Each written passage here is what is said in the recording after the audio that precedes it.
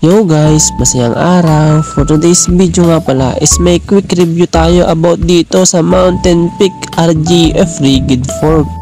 And guys, sa mga hindi nakakaalam, itong fork na nga na ito yung gamit natin sa luma nating build na bike. Size 29er nga pala ito guys, and true axle na siya. Post mount na nga ito guys, nakasya ang 160mm rotor. At talaga namang napakakinis pa rin nito guys, kahit napakatagal na sa atin ng rigid fork na ito. And guys, recommended ko nga pala itong rigid fork na ito kung sa patibayan at tibay lang, kasi naman ang daming lubak dito sa amin pero tumagal pa rin siya sa akin.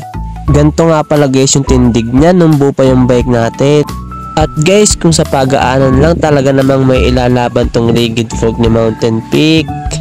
Kasi naman 1.40 lang yung timbang nito, halos 1 kilo lang. Kaya naman guys, kung interested ka rin sa RGF Mountain Peak Rigid Fork, ay add to cart, checkout mo lang yan dyan sa ating yellow basket. Maraming salamat mga bossing!